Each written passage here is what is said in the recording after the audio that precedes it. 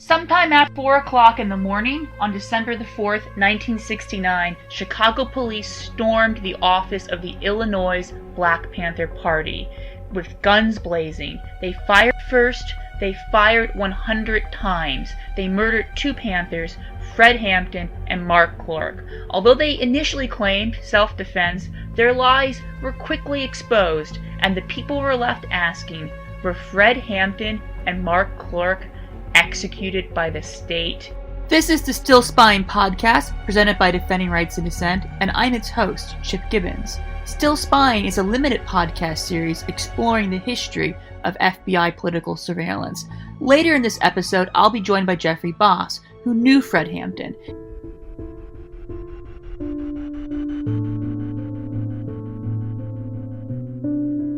The FBI had long targeted Black Dissent, but in 1967 it started a COINTELPRO, that is a secret program of covert actions designed to neutralize, disrupt, and otherwise get rid of political groups they did not like, on so-called Black nationalist hate groups. The initial targets were the Revolutionary Action Movement, the Student Nonviolent Committee, the Southern Christian Leadership Conference, and the Nation of Islam. The Panthers were not one of the groups originally targeted, but they were added to the program in 1968, and by 1969 they were the primary target, unleashing a uniquely ferocious and violent response from the nation's premier law enforcement and domestic intelligence agency. According to the Church Committee, the landmark Senate investigation into the U.S. intelligence community, of the total 295 authorized covert actions under COINTELPRO against Black nationalist hate groups, 233 of them were directed against the Black Panthers. The Church Committee found these actions were designed to promote violence between the Black Panther Party and other well-armed, potentially violent organizations, to disrupt the Black Panther Party by promoting internal dissension, to undermine support of the Black Panther Party, and to destroy the party's public image, including promoting criticism of the Black Panther Party in mass media and preventing them and their supporters from expressing their views in public, and to use cooperation between the Federal Bureau of Investigation and local police departments in disrupting the Black Panther Party, the strategy that was used to assassinate Fred Hampton. Quoting from the Church Committee, this is what they found. Although the claimed purpose of the Bureau's COINTELPRO tactics was to present violence, some of the FBI's tactics against the Black Panther Party were clearly intended to foster violence, and many others could reasonably have been expected to cause violence. For example, the FBI's efforts to intensify the degree of animosity between the Black Panther Party and the Blackstone Rangers, a Chicago street gang, included sending an anonymous letter to the gang's leader, falsely informing him that the Chicago Panthers had a hit on him. The stated intent of the letter was to induce the Rangers leader to take reprisals against the Panther leadership. Similarly, in Southern California, the FBI launched a covert effort to create further dissension in the ranks of the Black Panther Party. This effort included mailing anonymous letters and caricatures to Black Panther Party members ridiculing the local and national Black Panther Party leadership for the express purpose of exacerbating an existing gang war between the Black Panther Party and an organization called the United Slaves. This gang war, and I note there are internal quotes within the Church Committee report around gang war, resulted in the killing of 4 Black Panther members by the United Slaves and in numerous beatings and shootings. Although individual incidents in the dispute cannot be directly traced to the FBI, FBI officials were clearly aware of the violent nature of the dispute, engaged in actions which they hoped would prolong and intensify the dispute, and proudly claimed credit for violent clashes between the rival factions. In the words of one FBI official, their actions resulted in shootings, beatings, and a high degree of unrest in the area of Southeast San Diego. Those are the findings of a U.S. Senate investigation. So who were the Black Panthers, this group that provoked such a violent response from J. Edgar Hoover and his men?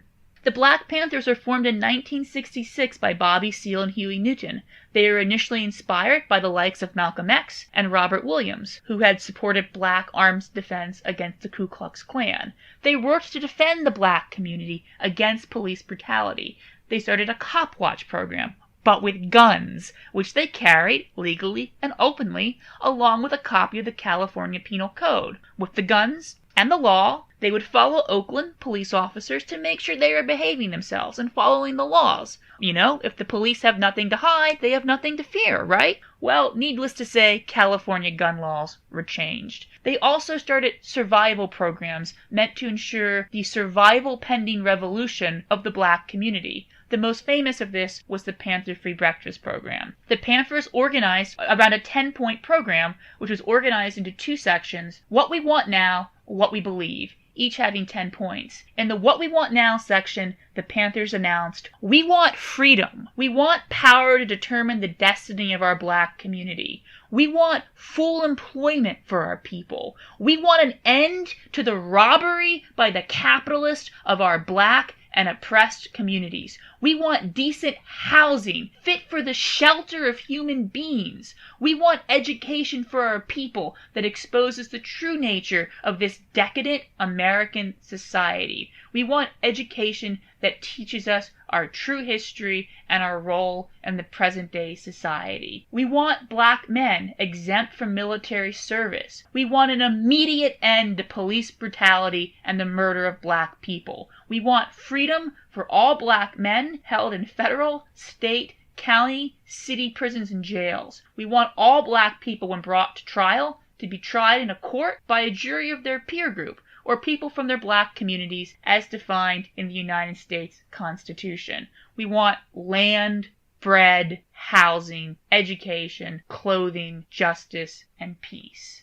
The Black Panther Party was openly socialist, something that angered J. Edgar Hoover. He cited this fact when he called them the greatest threat to the internal security of the country. They were also internationalists who saw themselves as part of a global struggle against U.S. imperialism taking place within the wider context of national liberation movements against colonialism in the global South. In this respect, they were deeply influenced by the work of Frantz Fanon and his seminal book, The Wretched of the Earth. While they were no doubt a black liberation movement aiming at freedoms for black Americans oppressed by white supremacy and capitalism in the United States, they also sought to build coalitions with other groups. Fred Hampton of the Illinois Party, along with Bob Lee, were creators of the original Rainbow Coalition. This included not just the Panthers, but the Young Lords, a Puerto Rican group, and the Young Patriots, a white organization based mainly of Appalachian migrants in Chicago. A video exists of Black Panther Bobby Lee speaking to the Young Patriots. He spoke with people with thick Appalachian accents, arguing that they had a lot of things in common. They both hated police brutality, and they both were being exploited by their landlords, and that this was the beginning of a common program of poor, oppressed, and working-class people. This is the group that the FBI sought to wipe out. In the next segment, I'll be joined by Jeffrey Haas. He knew Fred Hampton in life, and he was the attorney who represented the survivors of the raid that killed him. It's a powerful, moving segment.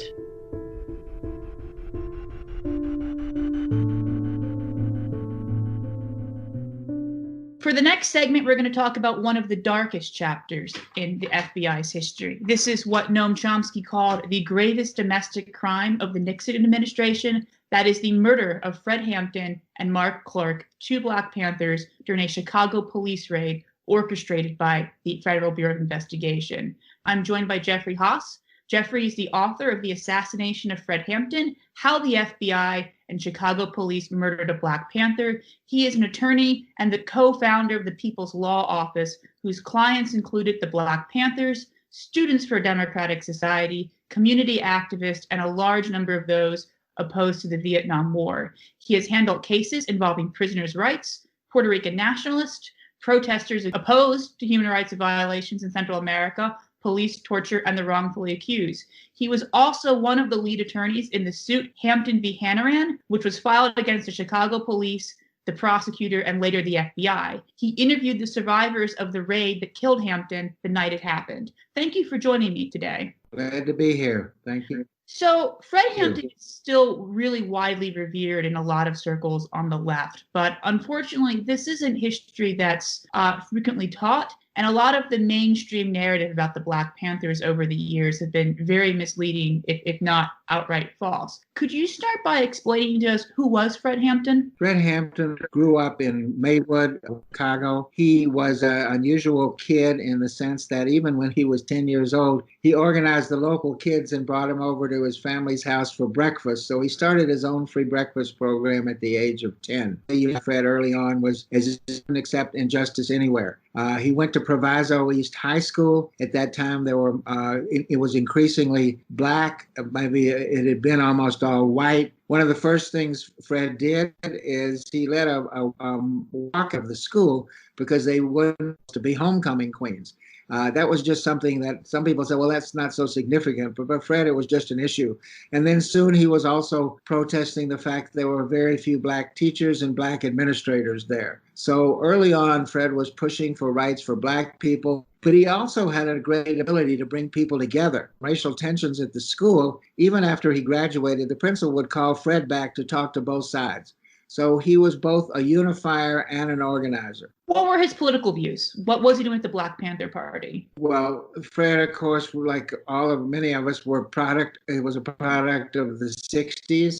He marched with Dr. King when he was in Chicago. A black woman next to him was spit on by a white woman, and Fred said, well, I'm not going to respond nonviolently if the people against us are violent. I think from that place on, while he had a great deal of respect for Dr. King, he also started reading Malcolm X and some of the Panther leaders, Huey Newton.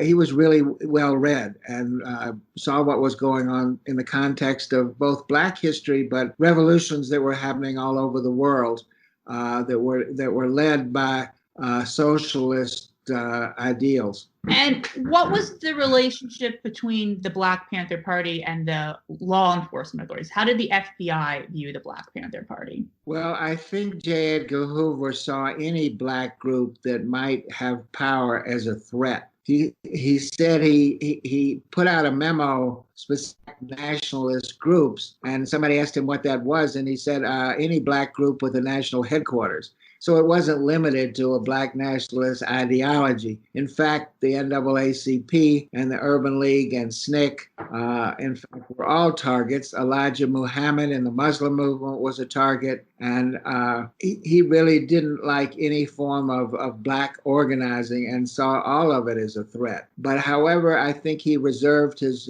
strongest fear and desire to destroy towards not only the black movement, but the Black Panther Party. And so we discovered in conjunction with the church committee and our own discovery in the Hampton case that he was putting out memos to neutralize the Black Panther Party by any means necessary. And it was he sent out directives to FBI, the special agents in charge in all cities that had a Black Panther Party. And he talked about disrupt, destroy, and neutralize the Panthers by any means necessary, and to encourage them to come up with constructive ideas about how to separate the Panthers from other black groups, to defame them to white groups, and in the case of Chicago, actually put out a death threat on Fred. The head of the special agent in charge in Chicago actually authored a letter to Jeff Fort, the leader of the Blackstone Rangers, the most powerful and well-armed gang in Chicago, and he wrote a note, of course, not on FBI stationery, saying to the Panthers, saying, I'm just a black guy, I'm hanging out with the Panthers. They got a hit out on you. I know what I'd do if I were you, a black brother. So basically they were telling the Panthers that Ford and the Rangers were going to kill him and inviting them to respond. In this case, I think Ford didn't trust that this really was a black brother, and he didn't take any action. But the intent to use the gang against Fred was clearly there. So let's talk about the raid itself. What happened on December the 4th, 1969? Well, we had started, a group of us, much at the request of Fred Hampton, started the People's Law Office in 1969 in the summer. The Panthers, the Young Lords, the Young Patriots, the anti-war movement, SDS, they were all being harassed by the police and charged with everything from selling newspapers on the street, disorderly demonstrations. So they came to us, and particularly Fred said, we need a People's Law Office. We need somebody to represent us. Myself and some of the others worked for legal aid. We couldn't do criminal defense. We couldn't appear for movement people. So that summer, we started something called the People's Law Office on Halsted Street in something that still had the awning that said Fless's Homemade Sausage. And that was the beginning of the People's Law Office. That was in August of 69, and we represented the Panthers much after that. The Panthers were trying to buy their building because the landlord wanted to evict them because the police had come in and raided it twice and the FBI once, set it on fire. And I'd actually seen Fred on December 2nd filling out the final form so he could purchase the building. Less than 36 hours later, my law partner knocked on my back door on the morning of December 4th, about 6 in the morning, and said they've murdered the chairman. Mm-hmm. And I said, what? And he said there was a police raid this morning and they murdered the chairman, Fred Hampton. And I couldn't believe it because Fred was so full of life. I'd seen him speak. I'd seen him bring a crowd to their feet. I'd seen him energize people and excite people and make us feel that we were invincible. And so to be told that he was dead. So Skip went to the apartment to look at the evidence. The police had not sealed it. I went to the police station and interviewed the 3 survivors who had not been shot. Fred had been killed. Mark Clark was killed, and 4 other Panthers had bullet wounds and were at Cook County Hospital. I interviewed Deborah Johnson that morning. Deborah was Fred's fiance, 8 months pregnant with their son when the police came in. And Deborah came into the interview room. She was still in her nightgown, obviously pregnant. And so I asked Deborah what happened. And she looked at me and said, I was in the bed with Fred. And I said, and what happened? And she said they were shooting. I got on top of him to try to protect him from the bullets. After there was a lull in the firing, and they pulled me out of the room. Fred never really woke up. He just raised his head and put it back down. After they pulled me out, I saw 2 police officers, or 2 pigs, as she said, go in the room. I heard one of them say, is he dead yet? I heard 2 shots, and the other one said, he's good and dead now. And that's how she described to me what happened. 2 other Panthers I also interviewed. They talked about how following a knock on the door with no announcement, the police broke in and they started firing from the front and the back. And that's what they told me that morning. At the same time that was happening, the prosecutor, Ed Hanrahan, was going on TV and telling the story that the police officers were serving a search warrant. And they were surprised when, after announcing themselves, the Panthers opened fire on them and kept shooting. And they claimed they even had 3 ceasefires. So that was the police story. My law partner and other people went to the apartment, including Bobby Rush. My partner had the presence of mind to bring a filmmaker, Mike Gray, and a minister with him, so that when they walked into the apartment, they actually saw the condition that it was left in by the police about 3 hours earlier. And some of this was captured in Mike Gray's film, The Murder of Fred Hampton, because Mike Gray was the one doing the shooting at that time. And they walked in and they saw the bloody mattress where Fred had been murdered, a spot on the ground where they had actually dragged Fred's body out, almost like a trophy, so that all the raiders could see it. So for quite a while, we had a dispute publicly. They charged the survivors with attempted murder, and they put out their story. The Tribune carried their story in the headlines. One of their stories was that Fred Hampton had fired at the police who were coming in the back door, and Hanrahan gave the Tribune a picture of a black dot, 2 black dots next to the back door, and said, these are the bullet holes from Fred Hampton's shot. We brought alternative press out there at the other media, and they said, this is what they call gunshots, and actually they were nailhead. At that point, the Raiders story began to come undone, and eventually the charges against the Panthers were dropped. They were based on a phony lab report by the Chicago Police Department that there were 2 shotgun shells that they claimed came from a Panther weapon. In fact, those shells came from a police shotgun. So we also brought in an expert, and when we examined all the bullet holes and put dowels in them to show the trajectories, it showed us that over 90 shots came from the direction of the police. Only 1 shot went out. That was from the weapon at Mark Clark, who was in the living room, and that went up into the ceiling. And we believe it was a reactionary shot after he had already got a fatal shot in the heart, because it went up into the ceiling of the door, through the door into the ceiling of the hallway. We know that the police frequently don't tell the truth. I don't have to tell you that. And that we're in sort of an age now where video has been debunking a lot of sort of false police claims about their own actions.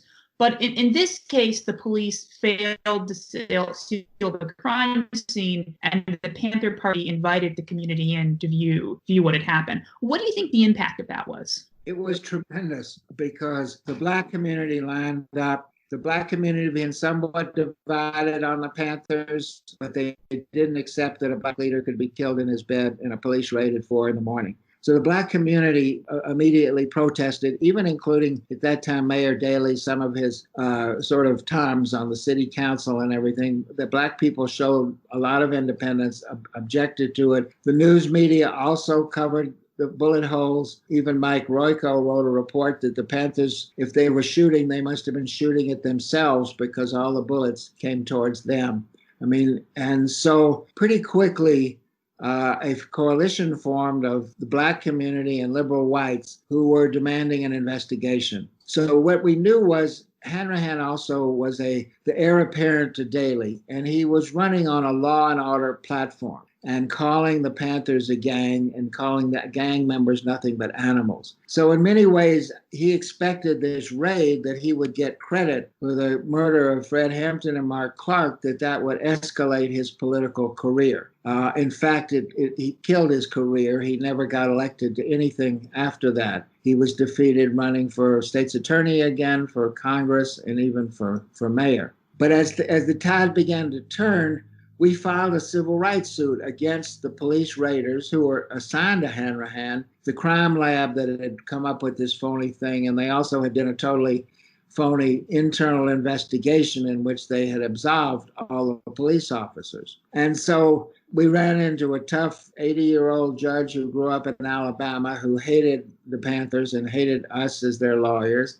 When the raid happened, I was 27, and my law partner, Flint Taylor, was 23. We filed a federal suit, and we had done work in court defending the movement, but we'd never really been in federal court, a civil case, and actually got thrown out of court originally by the judge, who said that our accusations of murder were scandalous, and we had to get the case reinstated. I think things really changed in 1972, 2 years after we filed the suit. The court reinstated it, but it turned out there was a newspaper story that a man named William O'Neill was involved with a Chicago police officer and shaking down and killing drug dealers in Indiana. And they arrested both of them. And O'Neill's defense was, I'm an FBI informant. I've been working with the FBI since 1968. We knew O'Neill. He had been at one point even in charge of security. And so we wondered,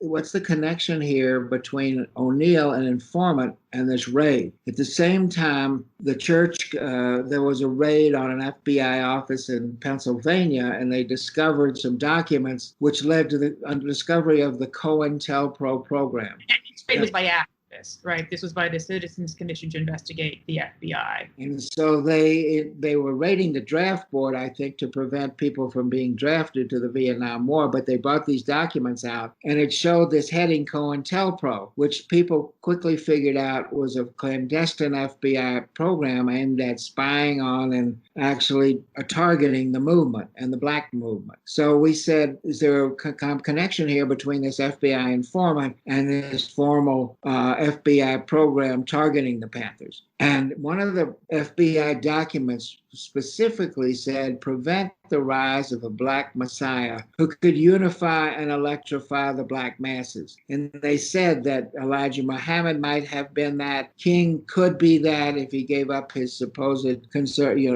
dedication to nonviolence. Elijah Muhammad. And so, I think they mentioned Stokely Carmichael. So Fred Hampton fit description. And so we say they have a program to prevent the rise of a black messiah who could unify people. They have an FBI informant close to Fred Hampton, who was in the apartment that night, even though he left. Is this COINTELPRO program have anything to do with the raid? And for the FBI denied it. There was an FBI grand jury. They never mentioned COINTELPRO. The raiders said, oh, no, we had our own informant. That's what led to the search warrant. It was the Watergate era, and one of the local prosecutors didn't want to be accused of hiding documents. So we asked for all these documents in discovery, and after denying it, he produced a document. It was in the FBI do not file file, which meant copies were not sent anywhere else. That file showed a floor plan of the apartment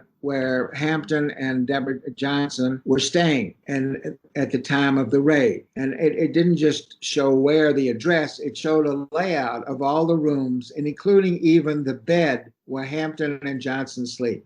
So when we questioned O'Neill, he said, yes, me and my FBI contact put that floor plan together and we gave it to the police. And even though the police denied that, he said they had that, they did admit that they met with Mitchell. They had that floor plan, and we looked at the trajectory of the bullets, and they very much went toward the bed where Fred Hampton was sleeping. So they put together that this whole raid was started by the FBI. They didn't want to take direct public credit for it, so they gave it to a politically ambitious prosecutor who would be quite willing to carry out their dirty work. And then as we got more and more discovery, we also found that they actually gave O'Neill a bonus after the raid, claiming the information that he gave was invaluable and not available from any other source. Do you think this went? By the time we really got learned about COINTELPRO and everything, Hoover had passed away. And so we went past Roy Mitchell. We went to Roy Mitchell, O'Neill's control, and his head of the Racial Matters Squad. And then we went to the head of the special agent in charge in Chicago.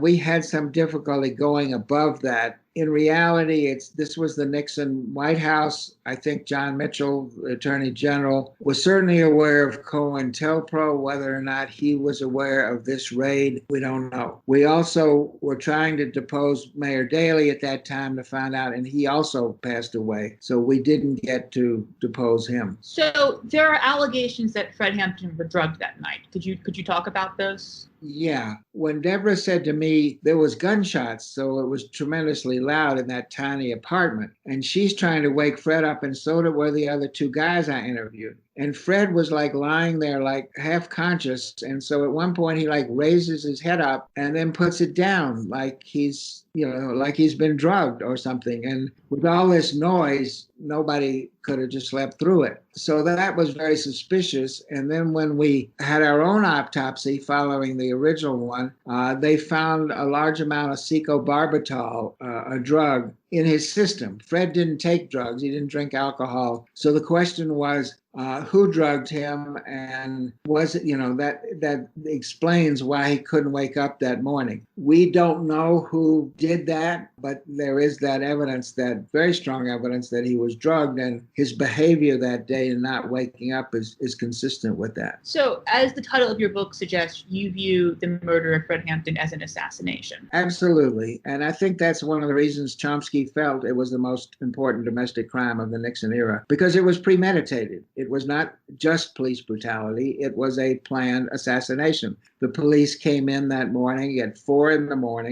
in plain clothes. They came in a gas truck, or they came in armed with their own handguns, shotguns, a .30 carbine, and a .45 caliber machine gun, all of which they used. When in fact, the machine gun was shot through the walls of the apartment in an attempt to three walls towards the bed of Fred Hampton. So they obviously went in there well armed. Some, if not all, the raiders probably knew that the target was Fred Hampton. Perhaps some didn't, but we think the leader did. And this one police officer, Carmody, he fired his pistol twice. He was the only one with a pistol who came in from the rear. He filled out a firearms report saying he shot somebody, and it said distance, and he put question mark. From what we see and what the ballistics showed, Fred was shot twice at short range, basically in the temple and in the head. He wasn't just shot by a random shot that came through a wall. So what do you think are the lessons of this for today's activist, or just in general for people today? Maybe not even just... I think we obviously shouldn't underestimate the role of the government in terms of spying. Obviously, methods have gotten much more sophisticated than they were 50 years ago. And we see the government using, when there are protests and so forth, these weaponry and also drones, and also obviously spying on people in various ways. So that we shouldn't underestimate that, nor their fear of a real black movement arising. I also think that having so much power in a sort of a hierarchical situation is a risk to the movement. And I think the way Black Lives Matter is organizing now, with less hierarchy, different leadership in different cities, I think makes them in many ways less vulnerable to the kind of attack that was done in Chicago. So I think and it's a difficult thing, but O'Neill was not only a spy, but he was a provocateur. He was always urging the Panthers to do kind of crazy things. He even had an electric chair set up to supposedly scare potential informants from joining the party, although he was one. And Fred said, put that shit away, because it didn't make any sense to him. So I think that's another thing, is somebody who doesn't quite fit. He had a car. He always seemed to have money. He wasn't much interested in the ideology, but he could help fix the Panther office after raids.